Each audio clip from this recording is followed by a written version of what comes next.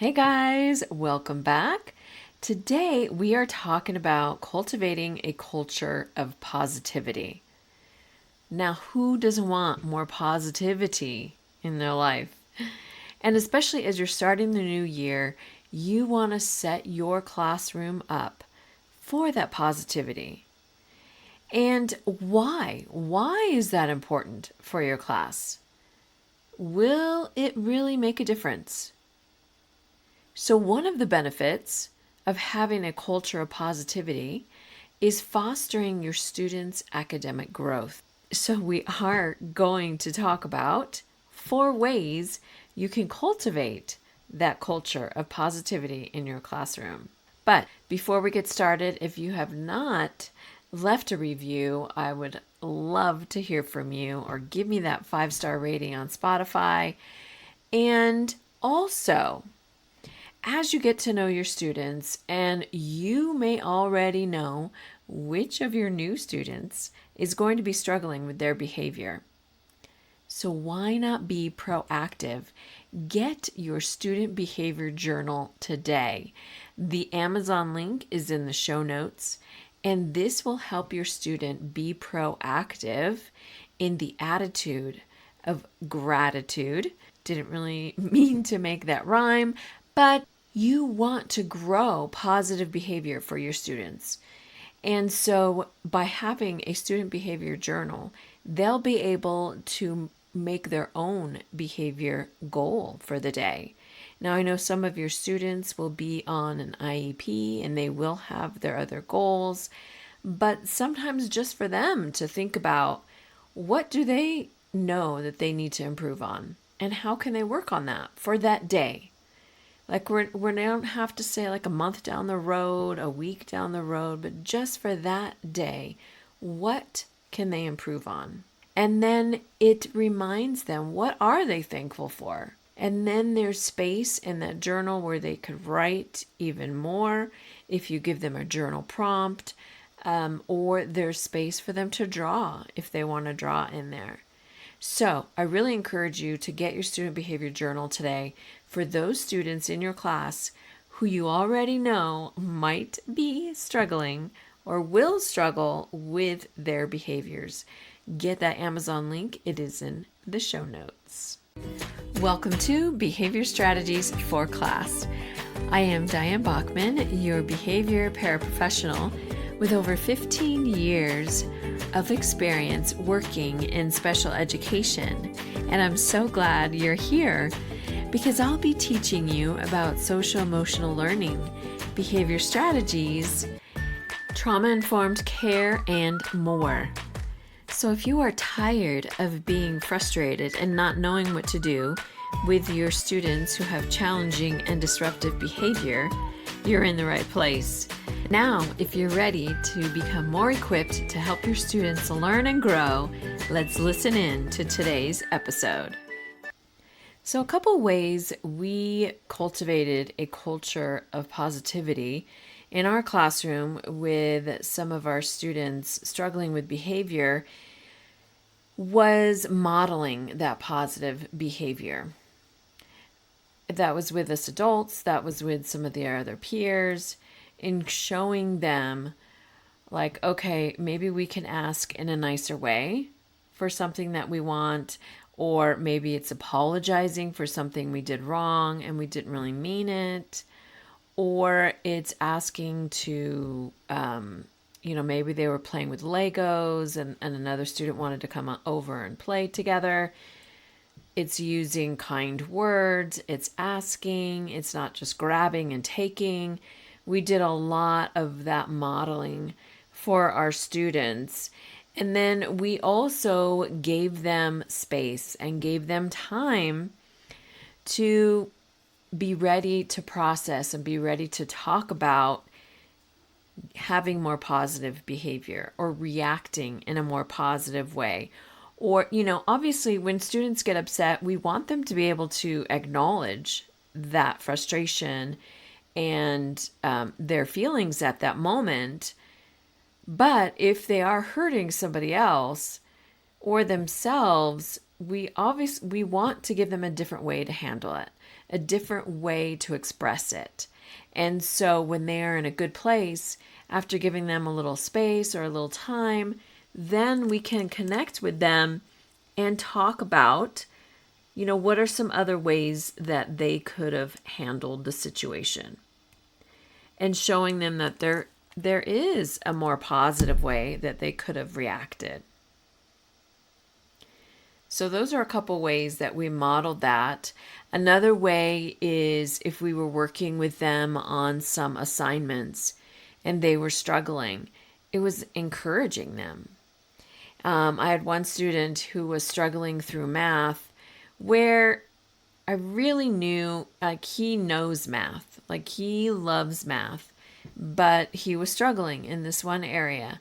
And we would go over it a couple times, and then it's like it clicked. And he's like, okay, I got it. And then he finished the whole rest of the page. I'm like, dude, see? Like I told you, I know you can do it. It's just reaffirming their small victories that they have. And I mean, really to us, it seems like a small victory, but to them, that's a huge deal. They understood this new math concept or the new way that they were processing this math and had to write it all out. And they got it. It clicked. They had that big light bulb moment and they were super excited. And they're like, I don't need your help anymore. I got it. I'm like, sweet. I knew you could do it. It's just encouraging them, building their confidence, reminding them of those wins that they get throughout the day. It doesn't have to be a big, huge deal, even though, like I said, it is for them. But to just acknowledge that is huge, positive reinforcement, encouragement, confidence booster for them. So 4 ways I want to talk about that you can cultivate positivity in your classroom is teaching that growth mindset. So number 1, growth mindset, teaching them. So one of the ways I think about growth mindset is the power of yet. Especially, like I said, it's the beginning of the school year. Students are starting all fresh and now they're going to be learning a whole bunch of new things. And, some of your students are going to struggle with these new concepts. And so instead of, you're going to hear them I can't do it. I don't get it. I don't understand it. And they're frustrated and sometimes they could shut down to the extreme. Others can be, they're throwing their pencil across the room or they're, dumping their chair over, they take it to the extreme. But it's coming back to, you don't understand it yet. You don't know how to do this problem yet. Or you don't know how to write, your opening sentence and 3 paragraphs and then your concluding sentence yet. Giving them that idea in their head to process okay, you're right. I don't know it yet. They should constantly be learning and knowing that they can constantly be stretching themselves, that they can be challenging themselves. So that is part of their growth mindset to have. Number 2,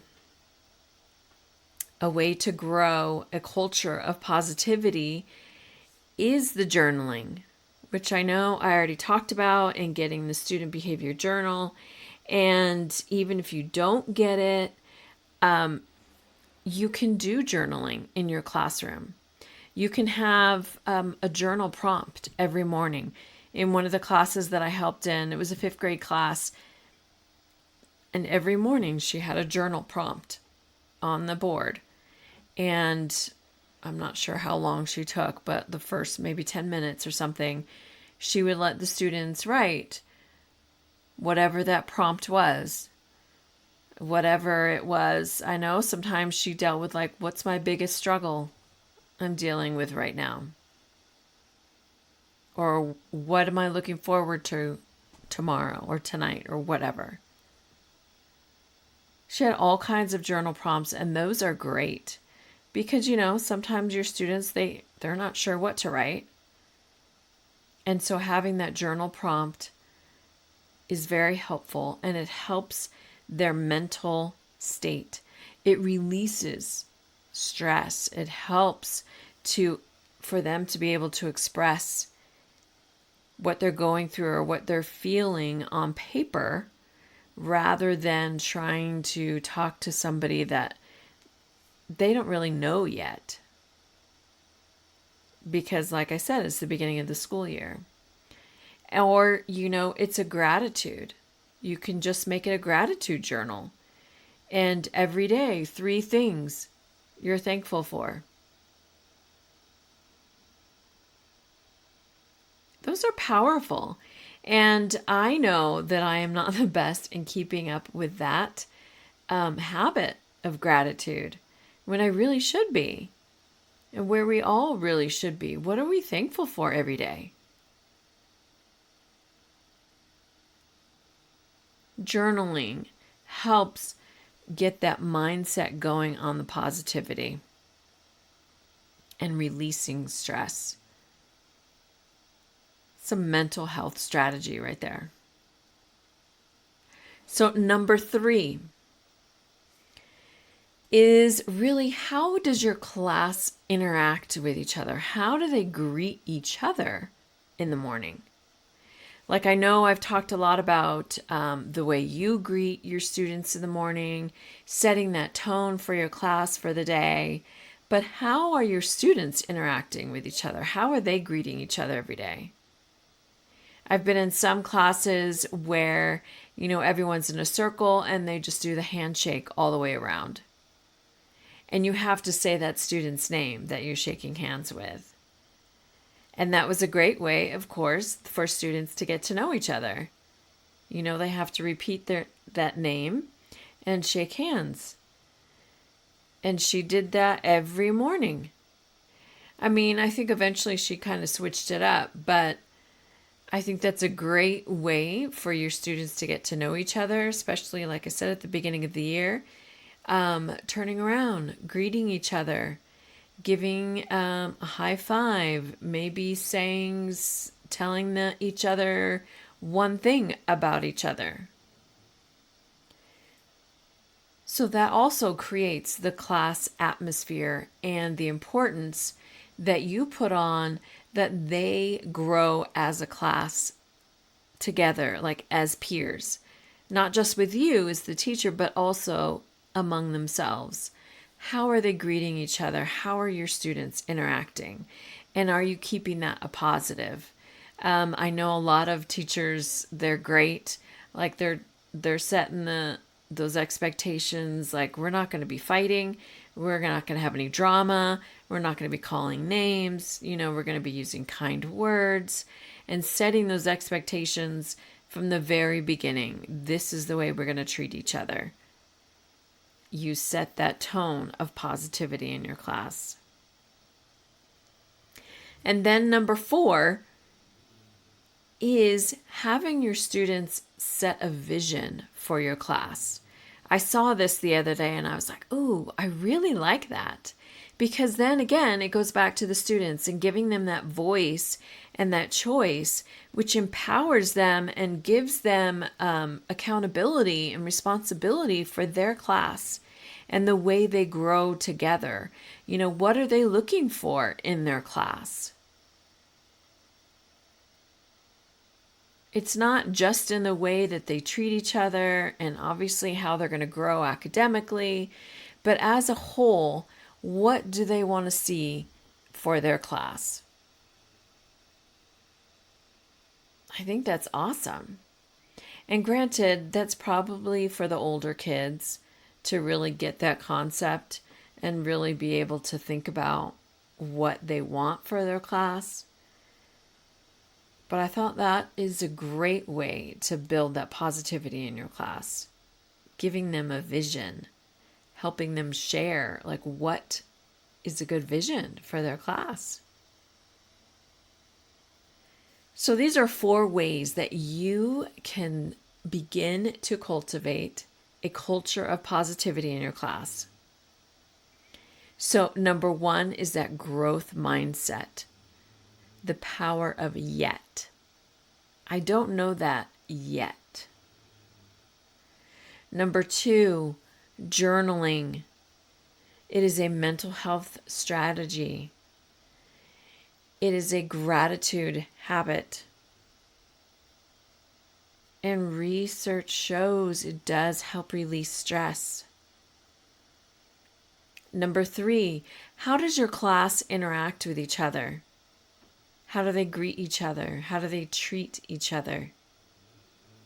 Are you setting those expectations of the kindness? No drama in your class. And number 4, having your students work together to create a vision for your class for the year. What do they want to see? I think that's also part of that growth mindset, seeing, looking and seeing where they can go. It's really an exciting time, I feel, and the energy in our school has been super exciting. The kids have been super excited to be back and to see their friends and to see some of us adults. And so it's really exciting to know like how much they're going to grow this year overall as a person, as a student. And that is one of the privileges of working in a school and being able to be, as a paraprofessional, to be able to have a little influence there.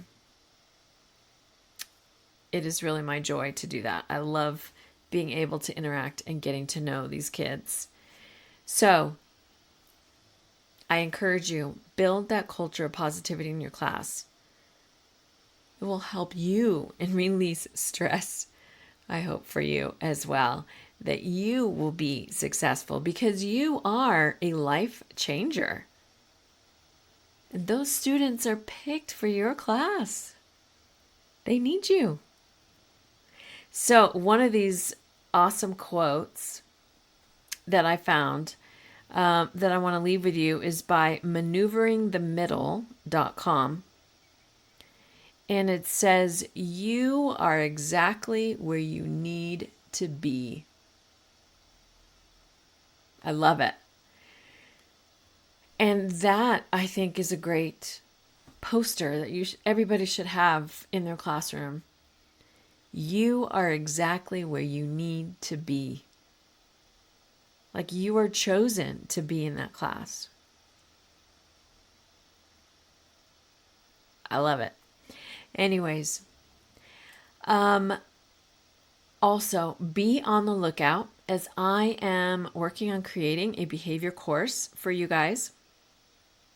Because I know, behavior is an ongoing thing. It's communication. And I just want to continue to help you and give you the tools and the resources you need so that you can be equipped to handle whatever behavior comes your way. So soon, my course, Behavior Pro, will be on pre-sale. I am working on that. So be on the lookout for that, and I will see you next week. Thanks so much for listening. I truly appreciate your support. And if I have encouraged you, motivated you to continue to learn, to support your students, even better, to help them strive in your classroom, please leave a review, hit that subscribe button so that others can see they can learn and grow here as well. Thank you.